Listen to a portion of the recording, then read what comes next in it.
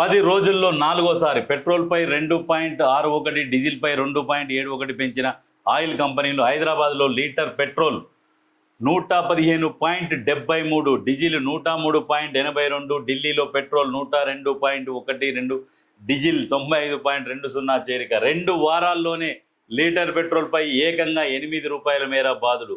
సామాన్యుడిపై రవాణా భారం, నిత్యావసర ధరలకు రెక్కలు. ఏం చేయాలంటే ఇక ఏం లేదు, చంపేయాలి. ఇక ఎందుకు మరి ఈ రకంగా పెంచుకుంటూ పోయి ఇక బతకొద్దు అని చెప్పేసి ఇండైరెక్ట్గా చెప్తున్నట్టుగానే ఉన్నది. ఎలక్షన్లు అప్పుడేమో గప్పాలు కొట్టిర్రు. ఏంటంటే ఫుల్ స్టోరేజ్ ఉన్నది, నిల్వలు ఉన్నాయి. ఎప్పుడో తెచ్చుకున్న నిల్వలకు మరి ఇప్పుడు ఎందుకు రేట్లు పెంచుతున్నారు? 3 నెలలకు సరిపడా నిల్వలు ఉన్నాయని చెప్పారు కదా ఎలక్షన్లల్లా. మరి ఇప్పుడు ఎందుకు పెంచుతున్నారు? 3 నెలలకు సరిపడా నిల్వలు ఉన్నాయి కదా, 3 నెలల తర్వాత మీకు ఆయిల్ దొరకకుండా అప్పుడు పెంచాలి. కానీ ఇప్పటి నుంచే ఎందుకు పెంచుకుంటా పోతున్నారు? ఎందుకు ప్రజల నడ్డి విరుస్తున్నారు? ఈ కేంద్ర ప్రభుత్వం ఉన్నదా లేకుంటే మూగపోయిందా, మూడ్చపోయిందా కూడా అర్థమవుతలేదు.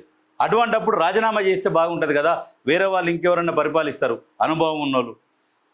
ఈ 12 సంవత్సరాల వ్యవధిలో మీరు ఎంతైతే దేశ సంపద ఉన్నదో దేశ సంపదని బేస్ చేసుకొని పరిపాలన దాని మీద కూర్చొని వచ్చే జిఎస్టీల మీద వచ్చే ఆదాయంతో ప్రభుత్వాన్ని నడిపిరు తప్పితే మీ సొంతంగా ఆలోచన చేసి ఎట్లా ప్రభుత్వాన్ని నడపాలి, ప్రభుత్వానికి ఎక్కడి నుంచి ఆదాయం రావాలి అంటే మీరు ఆదాయాన్ని సృష్టించాలి. ఉన్న ఆదాయం మీద ట్యాక్సులు వేసుకొని ఉన్న వస్తువుల మీద ట్యాక్సులు వేసి ఆదాయం సృష్టించడం అది మొగోడి లక్షణం కూడా కాదు. నువ్వు ఆదాయం సంపద ఎట్లా సృష్టిస్తావు? పరిశ్రమలు తీసుకురావాలి, పెట్టుబడులు తీసుకురావాలి. తద్వారా నువ్వు సంపద సృష్టించి విదేశాలకు ఎక్స్పోర్ట్ చేసి అక్కడి నుంచి నువ్వు వాళ్ళ సంపదను కొల్లగొట్టి మన దేశానికి తీసుకొని వస్తే నువ్వు అప్పుడు మొగాడివి అనిపించుకుంటారు. ఉన్న వస్తువుల మీద ఇంపోర్ట్ చేసుకొని వాటి మీద ట్యాక్సులు వేసి తెచ్చుకున్న వాళ్ళ మీద ట్యాక్సులు వేసి విపరీతంగా బాధి రకరకాల జిఎస్టీలు వేసి ఇంకా నువ్వు దేశాన్ని నడపడం అంటే ఇక అది నడిపినట్ట. ఒకడొకడు గప్పాలు కొడతాడు. ఎంతైనా పెరగని 500 పెరగని మేము పెట్రోల్ పోసుకుంటామంట. ఇవాడు హెల్మెట్ చక్కగా లేదు, బండి మీద కూర్చుంటందుకు బండి చక్కగా లేదు, 500 పెట్రోల్ పోసుకుంటాడట. 500 లీటర్ అయినా ఒక్కొక్కరు గప్పాలు కొడతారు. అవి కాదు, ఎట్లా అంటే మన ఇల్లు ఎట్లా గడుస్తున్నది ఏంది, ఫస్ట్ నీ ఇల్లు చూసుకోరా నాయన. నీ ఇల్లు తర్వాత బయట గురించి ఆలోచన చెయ్యి. ఉండాలి ఏంది ఈ రకంగా. లేకుంటే వేసేసేరు ఇక ఈ ఆర్మీని పెట్టేసి ఇక ఎవరెవరైతే బతకలేమన్నారో అందరు రాసిస్తే ఇక వేసేస్తామన్నట్టుగా చెయ్యిరి. మరిగా ఇక అంతకు మించి ఏం కనబడతలేదు ఇక్కడ. మన ఎకానమీ బలంగా ఉంది, నెగిటివ్ ప్రచారాన్ని నమ్మొద్దు. కేంద్ర మంత్రి నిర్మలా సీతారామన్. చమురుపై సుంకం తగ్గింపుతో 1,00,000 కోట్లు లాస్, కుప్పకూలిపోతున్నట్టు కొందరు దుష్ప్రచారం చేస్తున్నారు. మన ఎకానమీ బలంగా ఉందట. జీడిపి పర్ క్యాపిటల్ ఎంత ఉన్నది మేడం? ఏ స్థానంలో ఉన్నాం మనం? 126వ స్థానంలో ఉన్నాం మనం. దానికి 4వ స్థానంలో ఉన్నామని చెప్తున్నారు. ఎందుకంటే 150 కోట్ల జనాభా ఉన్నప్పుడు పర్ క్యాపిటల్ తీసుకోవాలి. ఏదో టోటల్ కలిపి ఒక 10 మంది లక్షల కోట్ల అధిపతులను కూడా దాంట్లో కలుపుకొని మనం 4వ స్థానానికి ఎగబాకినామంటే వాడు బంగారం తిని బంగారం పెడతాడు కుప్ప. మరి కింద ఉన్నోళ్ళు అది కూడా ఆలోచన చేయాలి. ఎందుకు ఈ అబద్ధం ప్రచారం మీరు చేస్తున్నారు? ఈ విష ప్రచారం మీరు చేస్తున్నారు. బలంగా ఉన్నదనే విష ప్రచారం చేసుకుంటా బలంగా ఉన్నప్పుడు మరి నిత్యావసర వస్తువుల రేట్లు ఎందుకు పెరుగుతున్నాయి? మీరు పెట్రోల్ ఎందుకు పెంచుతున్నారు? ఇవన్నీ ఎందుకు చేస్తున్నారు? బలంగా ఉన్నప్పుడు. బలంగా లేదని మీరే క్లియర్గా చెప్తున్నారు. బలంగా ఉందన్నప్పుడు మీరు చెప్పుకోవాల్సిన కర్మ, ఈ దుస్థితి మీకు ఎందుకు? బలంగా ఉందని చెప్పుకోవాల్సిన దుస్థితి ఎందుకు వచ్చింది? బలంగా లేదు కాబట్టే మిమ్మల్ని ఎవరు నమ్ముతారు? ఎలక్షన్ల ముందర 5 రాష్ట్రాల ఎలక్షన్ల ముందర చెప్పారు కదా, ఎక్కడ కూడా రేట్లు పెంచబోము, మన దగ్గర చాలా నిల్వలు ఉన్నాయి రకరకాలుగా అని చెప్పారు. ఎలక్షన్లు అయిపోగానే పెంచారు. రాహుల్ గాంధీ అప్పుడు చెప్తూనే ఉన్నాడు, వీళ్ళు ఎలక్షన్లు అయిపోగానే పెట్రోల్ చాలా పెరిగిపోతుంది, దేశ పరిస్థితి బాగలేదు, వీళ్ళు బయటికి చెప్తలేరు అని క్లియర్గా చెప్పిండు. అదే జరుగుతున్నది. మళ్ళీ ఇప్పుడు వచ్చి ఈ మాట మాట్లాడుతున్నారు. కరెక్ట్ కాదు మేడం. అది నిత్యావసర వస్తువులు ధరలు పెరుగుతాయి, ఉద్యోగాలు లేవు. అందుకని జన్జీ ఉద్యమం అయితే పక్కా వస్తుంది. ఆ కాక్రోచ్ పార్టీ ఏదైతే ఉన్నదో కాక్రోచ్ పార్టీ మీద కూడా విమర్శలు. పాకిస్తాన్ ఫాలోవర్సే ఉన్నారట. దానికి ఎందుకు? వాళ్ళకి ఏమన్నా తీటనా? పాకిస్తాన్ వాళ్ళు ఫాలో చేసేందుకు అది ఎవరికి తెలుస్తుంది? అకౌంట్ హోల్డర్కి తెలుస్తుంది.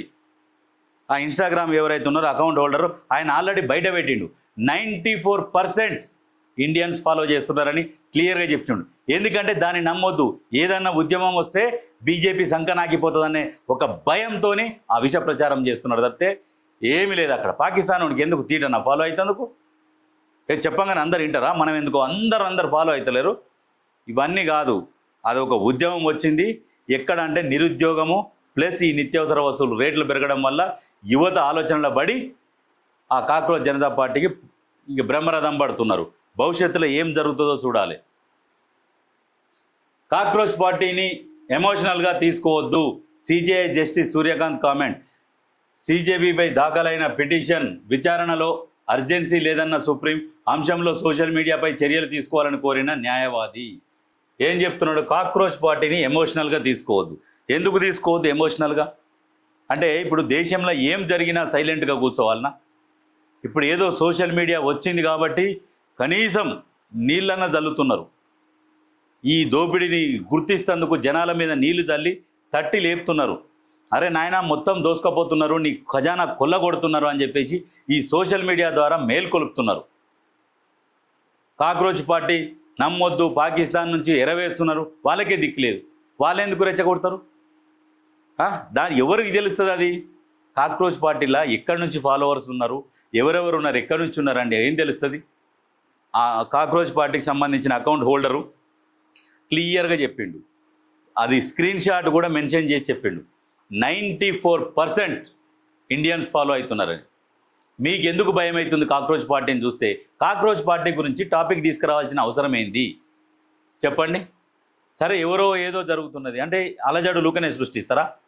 అంటే ఇక్కడ ఉన్నోళ్ళు జనాలు తెలియదు తక్కువల్ల ప్రతి ఒక్కటి తెలుసు. అంటే మీరు ఏం చేసినా సైలెంట్గా మూసుకొని కూర్చోవాలి.